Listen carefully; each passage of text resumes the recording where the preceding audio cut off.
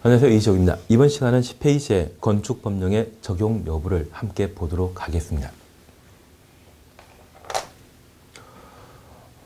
우리가 건축법과 관련되어 앞서 시간까지 건축법에 대한 개념을 함께 살펴보셨습니다. 그리고 두 번째, 법령 적용 관계를 함께 살펴보시는데, 건축물에 하자 발생하게 되면 그 하자, 분쟁을 건축법으로 처리해야 될 겁니다. 만약 도로에 차량의 추돌사고가 발생하게 되면 도로교통법을 정하여 처리하듯이 건축물과 관련된 여러 가지 분쟁이 발생하게 되면 건축법령에 따라 처리하도록 되어 있습니다. 그러면 건축법의 적용 대상인 건축물에 대해서는 건축법령에 따라 처리하는 것이 원칙인데, 5가지 건축물에 대해서는 건축법령을 적용하지 않고 개별 법령에 따르도록 되어 있습니다. 그런데 이러한 5가지 개정사항은 올해 개정되어 건축법을 적용하지 않는 건축물의 종류가 5가지로 조정되었습니다. 오지순단하기 딱 좋죠. 그래서 이 배제와 관련된 사항에 대해서는 별표 하나 해놓으시고 꼭 관련된 내용들을 숙지해 놓습니다. 우선 첫 번째 우리가 볼 수 있는 것이 지정문화재와 가정문화재입니다. 여기 지정문화재는 국보, 보물로 지정되어 있는 것을 말하고, 가정문화재는 아직 문화재는 아니지만 문화재로 지정될 수 있는 것들을 말하게 됩니다. 내가 소유한 건축물이 저 문화재로 지정된다고 하면 나는 좋아한다, 싫어한다. 싫어한다가 정답입니다. 싫어한다라고 답하셨죠. 이 문화재로 지정되거나 가정문화재로 정해지게 되면 전 문화재를 보호하기 위해 주변 일대에 대해서는 문화재 보호구역이라는 새로운 용도구역이 지정되게 됩니다. 새로운 용도구역은 토지에 대한 이용, 개발 등의 규제가 강화되는 것으로서 그만큼 토지의 가치가 감소되게 됩니다. 따라서 문화재로 지정된 건축물의 소유자는 해당 건물을 철거하고자 지도하게 되는데, 이를 건물 소유자 마음대로 허용하게 하면 다음 세대에 물려줄 문화재가 남아나지 않습니다. 그래서 이러한 것에 대해서는 문화재 보호를 정하여 관리하도록 되어 있고 건축법 적용 대상이 되질 못합니다. 그리고 두 번째, 철도, 궤도. 궤도는 지하철 말합니다. 철도는 기차가 다니는 길을 말하는 것이죠. 이러한 철도, 궤도 부지 안에 4가지 운행 관련 시설에 대해서는 건축법을 적용하지 않고 있습니다. 그래서 우리 박 속에 11페이지 박 속에 2번과 관련되어 철도 부지에 준하는 운전보안시설, 보행시설, 플랫폼, 급수, 급탄, 급유 시설에 대해서는 건축법을 적용하지 않는다. 그러면 방금 보셨던 운행 관련 시설에 대해서는 그 표현이 열거적입니까? 예시적입니까? 만약 예시적이라고 하면 끝에 기타 등등이라는 게 보이기 때문에 앞에 표시하고 있는 것들은 하나의 예시사항일 뿐 그 밖에 다른 내용들도 그 대상이 되게 됩니다. 그래서 예시적 표현에 대해서는 시험에 내는 것이 아니고요. 열거되어 있는 한정된 것에 대해서만 시험에 내더라고요. 그러면 우리가 방금 보셨던 운전보안시설, 보행시설, 플랫폼, 급수, 급탄, 급유시설은 기차의 안전운행과 관련된 것으로서 철도 부지에 존재할 때 건축법의 적용 대상이 아닙니다. 그런데 여기에 열거되어 있지 않는 것으로 저 철도 부지에는 서울역 같은 철도 시설이 존재합니다.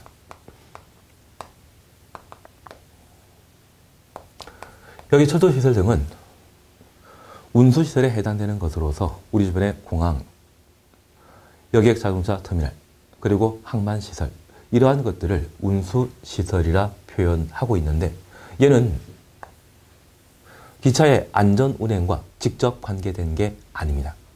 저 서울역은 기차표를 구입하고 기차 시간 될 때까지 기다리는 대합실 기능을 하고 있는데 기차의 안전운행과 관계없습니다. 그래서 이 서울역 철도시설에 대해서는 건축법을 적용하고 있습니다.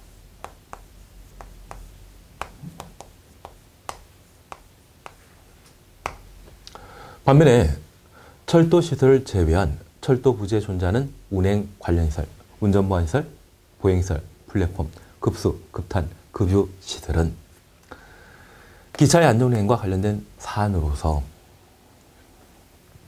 건축법이라고 하는 일반적인 법을 적용하게 되면 기차 사고가 끊임없이 발생하게 됩니다. 사실 우리 주변의 지하철이나 기차는 밤 12시 이후에는 운행을 마치고 해당 근로자가 해당 철도 궤도에 대한 안전 상태를 매일 점검하도록 되어 있는데 이를 일상 점검이라 표현합니다. 반면 우리 건축법에서는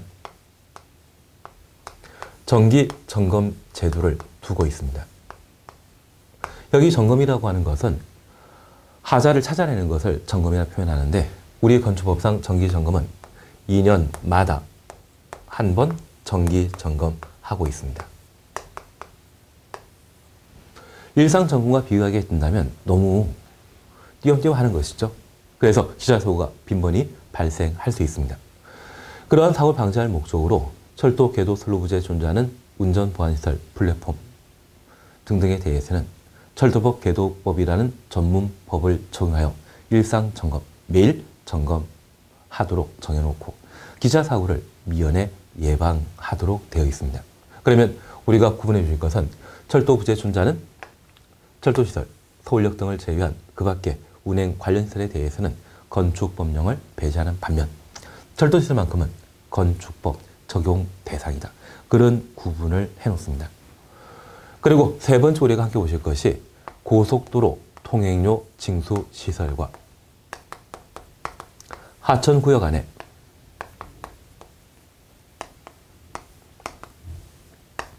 숨은 조작실에 대해서는 건축법령을 배제하고 있습니다.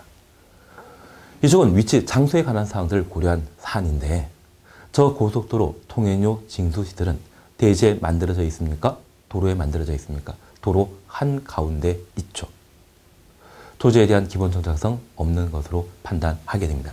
그리고 저 하천구역은 사유지이겠습니까? 국유지이겠습니까? 국유지입니다. 그러면 우리가 알고 있는 대지라고 하는 것은 공간정보 구축 및 관리에 관한 법령상 각 필지로 나눈 토지, 그 필지라고 하는 것은 개인의 소유권이 적용되는 땅을 말합니다. 하천구역에 만들어진 숨은 조작실은 개인 땅에 만들어진 것 아니죠. 그래서 토지에 대한 기본 정착성이 부족한 것으로 파악하게 되고 이 둘에 대해서는 건축법령을 적용하지 않고 있습니다. 그런데 이 고속도로 통행 징수시설 같은 경우에는 미는 취업할 수 없는 곳이라더라고요. 한 15년, 20년 전만 하더라도 미인들이 좀 많았던 것 같은데요. 요즘은 40대, 50대 분들을 많이 배치해 놓고 있습니다. 예전에 통행료 지불하면서 큰돈, 뭐 5만 원이나 10만 원짜리 내면서 거스름 돈 받으면서 그 직원하고 그냥 이야기, 잡담하는 경우가 많았다고 합니다. 그래서 교통체증 현상이 워낙 심각하기 때문에 지금은 40, 50대 분들을 배치시킨다고 하더라고요. 그래서 나중에 이곳에 취업원서 냈을 때 합격하셨다고 하면 나는 미인 아니라는 거죠. 불합격하셨다고 하면 미인이라고 생각하시면 충분할 것 같습니다. 그리고 다섯 번째 우리가 보시는 게 컨테이너 박스를 이용한 공장 용도에 이동 쉬운 간이 창고.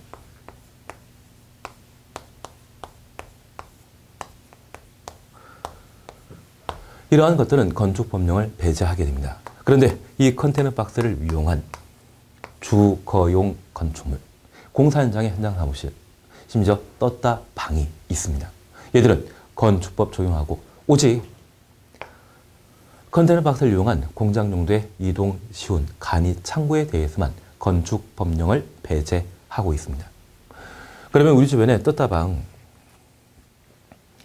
각종 신도시화 사업과 관련되어 토지에 관심 많으신 분들이 부동산 거래하기 위해 찾아오는데 주변에 신도시이기 때문에 제대로 된 건물이 없거든요.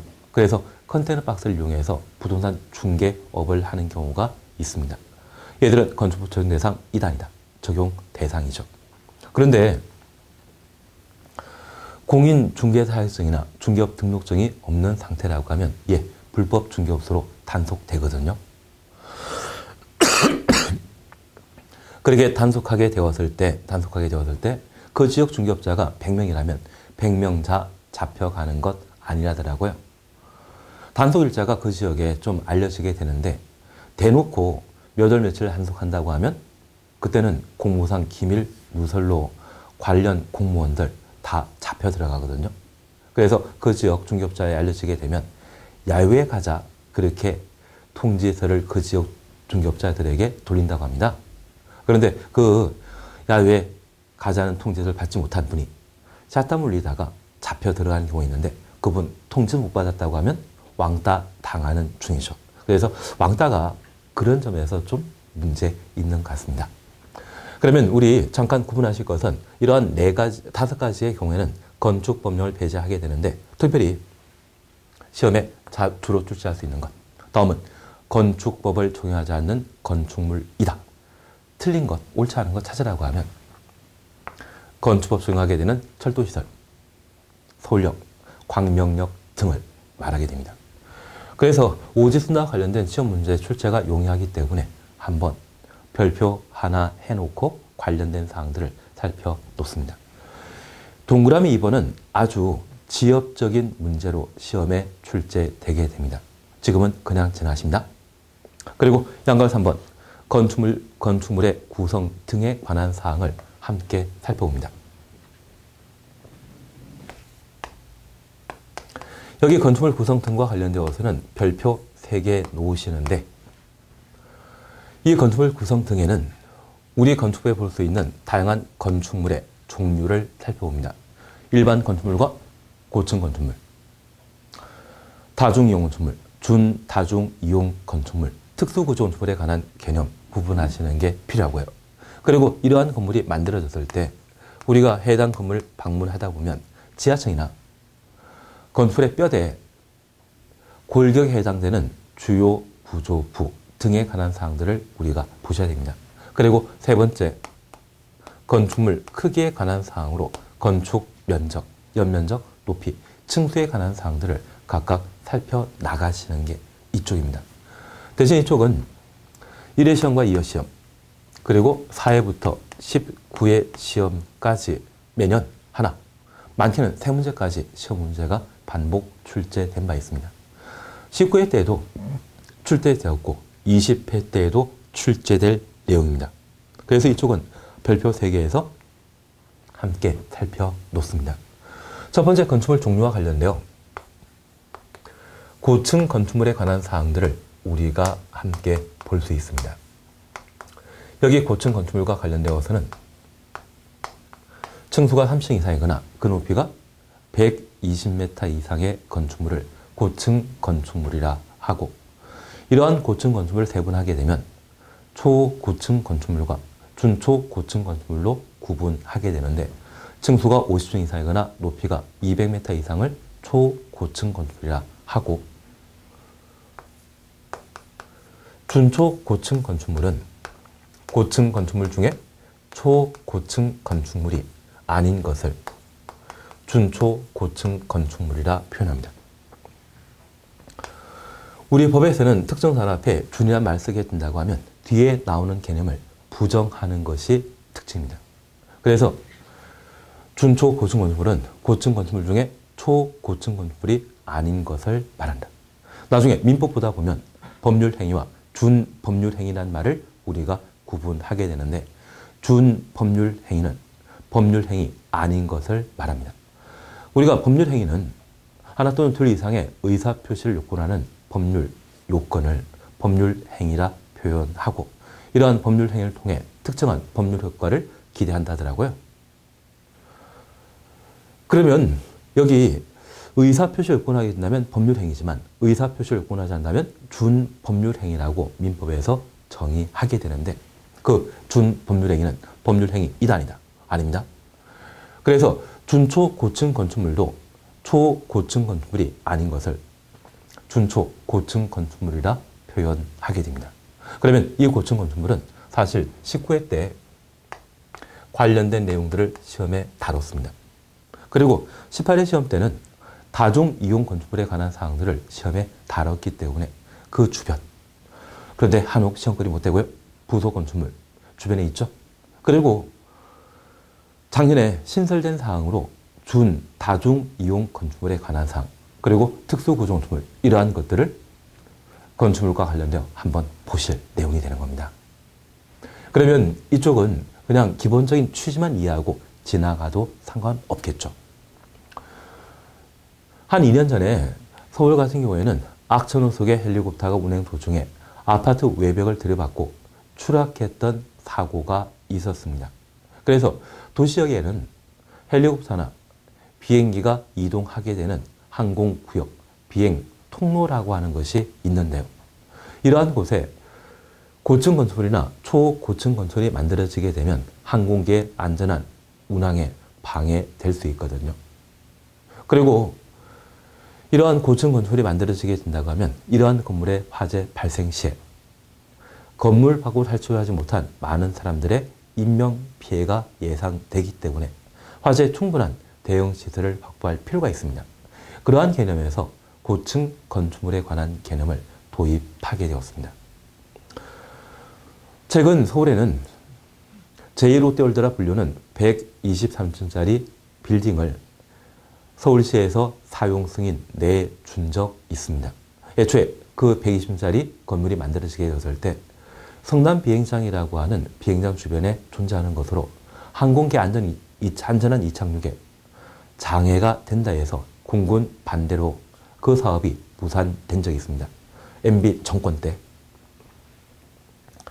기업 경제를 활성화시키고 국가 경제를 발전시킬 목적으로 사기업의 손톱 밑에 가시를 뽑아준다, 뭐 그런 이야기를 하면서 성남 비행장의 활주로를 한 3도 정도 각도 틀면서 제1롯데월드에 건축허가를 내준 적이 있습니다. 그때 비행기 활주로 만드는데 몇천억 들었다는 이야기가 나오더라고요. 그것 국민 세금으로 한 것이죠. 그래서 좀 문제는 있는 것 같더라고요. 다만 이 고층 건축물은 그런 취지에서 우리 건축부에 도입된 개념이다, 그렇게 파악해 놓습니다. 그리고 두 번째 우리가 함께 보실 것으로 다중이용 건축물입니다. 여기 다중이용 건축물은 18회 시험 때 규칙 문제로 출제된 바 있고 우리 시험에 반복될 수 있는 내용이기 때문에 한번 확인해 주셔야 됩니다. 그리고 이 다중이용 건축물과 비교되는 것으로서 준 다중이용 건축물 있는데 얘는 다중이용 건축물을 제외한 것들을 준 다중이용 건축물이라 표현합니다.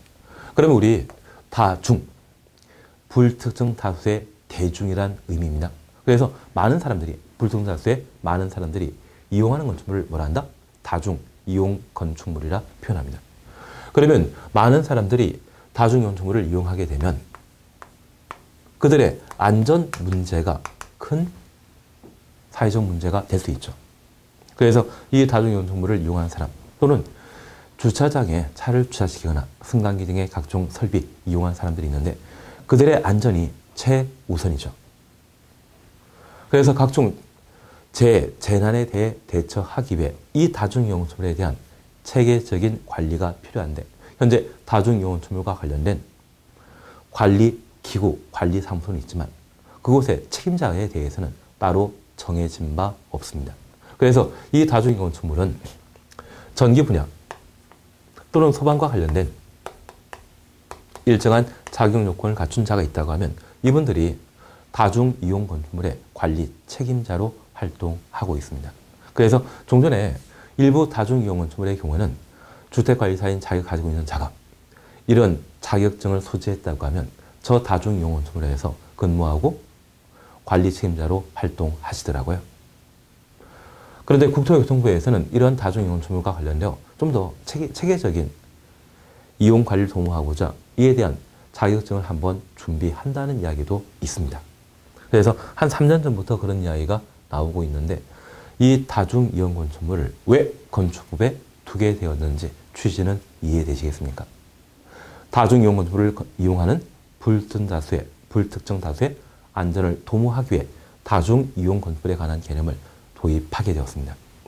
그러면 이 다중이용 건축물과 관련된 범위 함께 살펴보시는데 우리 2번 보게 되면 16층 이상이라는 말 확인되시죠? 건설의 용도와 관계없이 16층 이상의 건축물에 대해서는 죄다 다중이용 건축물이다.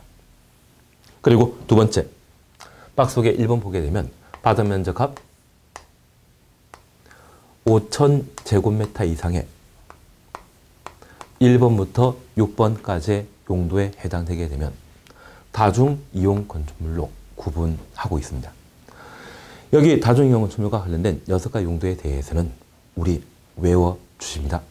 대신 외우시기 전에 탤런트 안문숙이라는 분 들어보신 적 있다고 하면 그분 이름 생각하시면서 종종 우는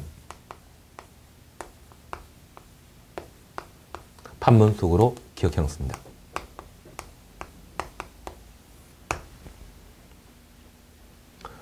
그래서 종교시설, 종합병원, 운수시설,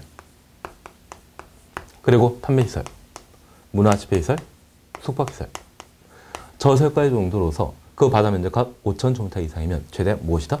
다중이용 건축물입니다. 그래서 12페이지의 리얼 다중이용 건축물과 관련되어 불순다수의 사람들이 이용하는 건축물로서 다음 하나에 해당되는 것 16층 확인되셨고 그리고 바다 면적합 5,000제곱미터 이상. 그런데 이번에 이 책이 만들어진 것이 한 11월 달에 만들어졌는데 책 만들어지고 12월 달에 건축법이 일부 개정되었습니다. 그리고 이 관계법규에 관한 사항은 1월 1일 날 또 바뀌고요. 그리고 우리 1차 시험이 7월 15일 날 치러지게 되는데 3개월 전에 시험 공고를 하게 됩니다. 그래서 4월 15일 날 시행되는 법령 기준으로 2차 시험을 치르게 되는데 이렇게 법이 바뀌는 건 좋지만 동일한 내용이 우리 교재에서는 A로 표현되고 법이 바뀌어 B로 바뀐 상태에서 실제 시험 볼 때는 C로 바뀌어서 시험 보는 경우가 있거든요.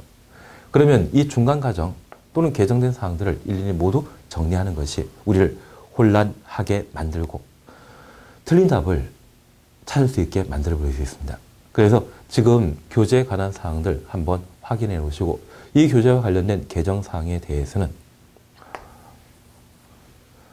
추후 자료를 만들어서 여러분들이 볼 수 있도록 따로 해드리겠습니다. 그러면 이 중에 우리가 하나 봐주실 것은 문화집회시설과 관련되어 전시장 이걸 지워버립니다. 전시장 지워버리시고 동물원과 식물원은 제외된다. 그러면 문화집회시설과 관련되어 바다 면적합 5,000제곱미터 이상이면 원칙적으로 다중이용 건축물이지만 동물원인 문화집회시설의 경우는 그 규모가 5,000제곱미터 이상이라도 다중이용시설 아니죠.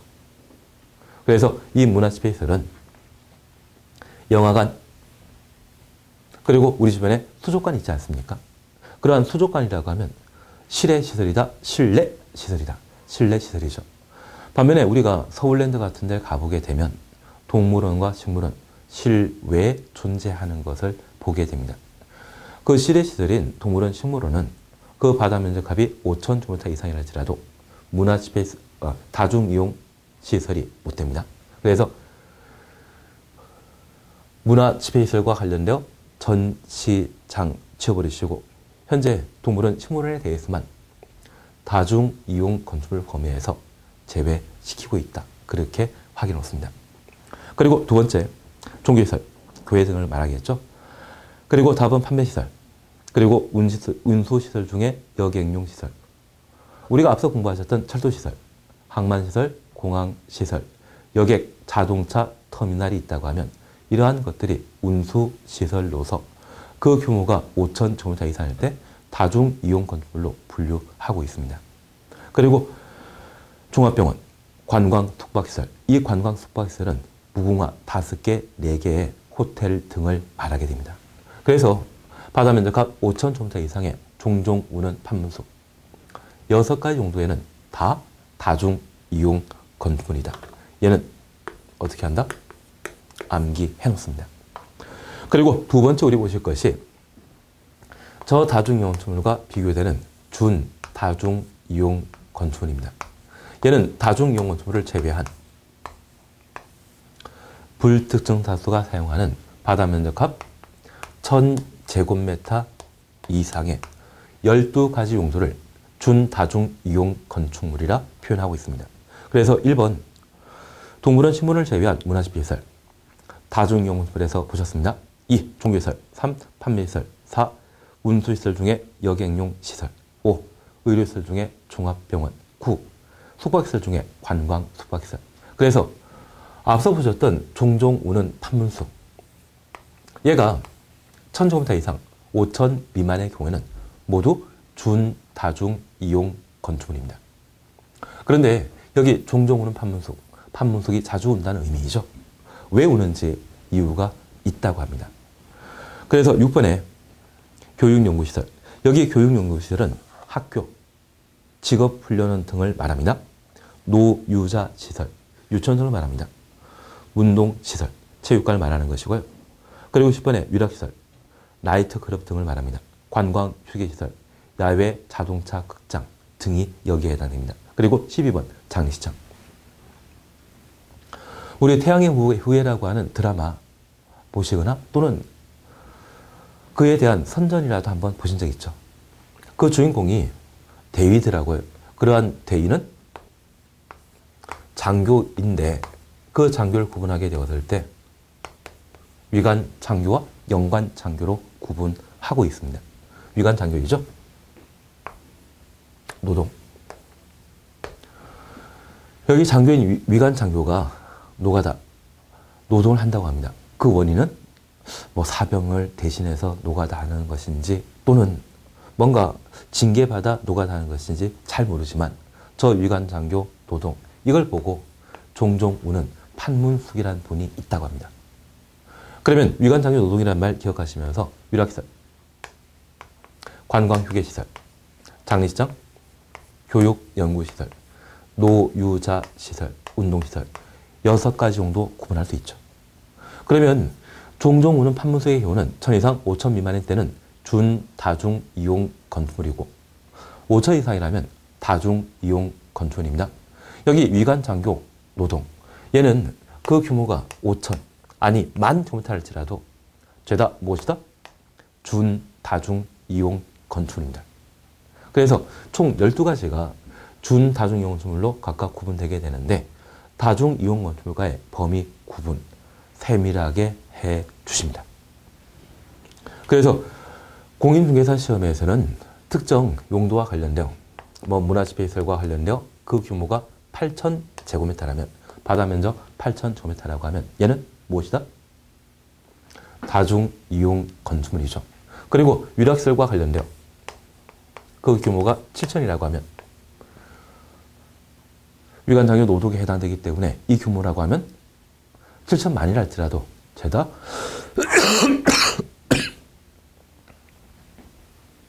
7000이라 할지라도 죄다 준다중이용 건축물이었습니다. 반면 저 문화집회시설과 관련되어 2000 바다 면적 2000제곱미터라고 하면 그때는 준다중이용 건축물이죠. 그래서 여기 위관장교 노동이란 말 그리고 종종 우는 판문숙 이걸 구분하시면서 다중이용 건축물과 준다중이용 건축물에 대한 범위 구분하시는 게 필요합니다.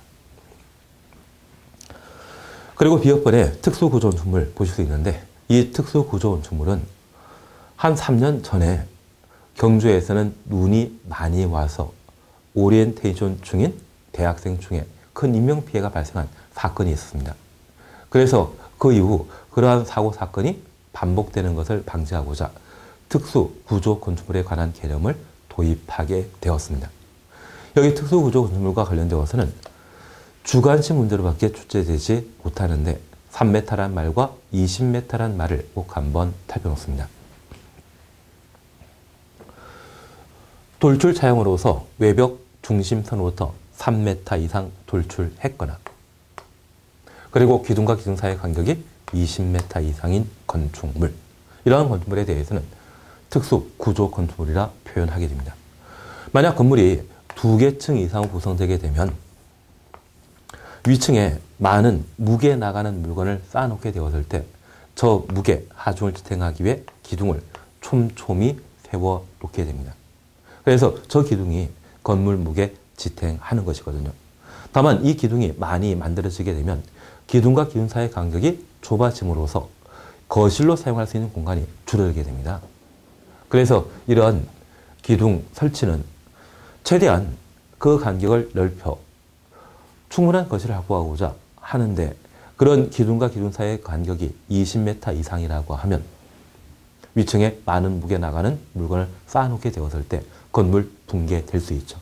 그래서 건물 붕괴를 방지하기 위한 특수한 설계 필요한다. 그런 개념에서 특수 구조 건축물을 두게 되었습니다. 특별히 자연과 관련되어 눈이 많이 와서 그 눈무게를 지탱하지 못할 상황이라면 제설 작업 필요하지 않겠습니까?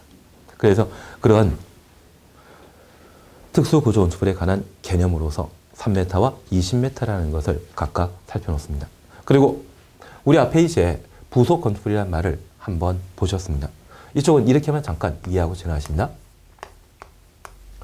우리 건축법에서는 부속 건축물과 구분되는 개념으로 주된 건축물이란 말이 있습니다. 우리가 민법 시간에 공부하거나 또는 관계법규와 관련된 법률을 공부하다 보면 주종, 관계라는 말을 우리가 함께 보게 됩니다. 여기 주된 건축물은 주물이고 부속 건축물은 종물로서 부속 건축물에 대해서는 독자적인 처분, 거래, 객체, 이단이다? 아닙니다. 여기 주된 건축물이 소유권이 이전되게 되면 부속 건축물, 부속 용도에 대해서는 그에 따라가도록 되어 있죠. 그래서 종물에 대해서는 독자적인 거래, 객체, 등기 대상이 못 된다라는 것을 기억해 주시고 주물만이 그러한 거래, 객체, 등기 대상이 되는 것이죠.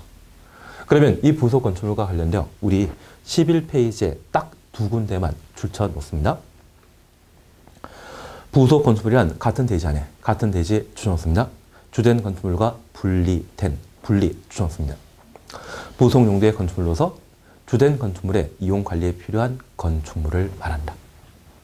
그러면 도로를 따라 대지가 조성되어 있는데 이곳에 건물 건축했지만 대지 공간이 협소하여 길 건너편에 따로 땅을 마련하고 주차장을 조성했다면 얘는 부속 용도이지 부속 건축물 아닙니다.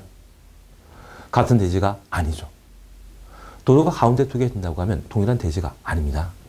그리고 이 건물 지하에 주차장을 마련했다고 하면 얘도 부속 용도이지 부속 건축물이 못 됩니다.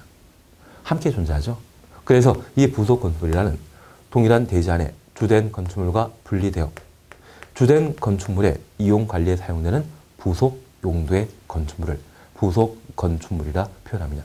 같은 대지란 말과 분리란 말을 각각 구분해 살펴보면서 부속 건축물에 대한 개념 파악해 놓으시고요. 특별히 주종관계라는 말을 기억하시면서 종물은 주물의 처분에 따른다. 그런 말들을 다시 한번 살펴놓습니다.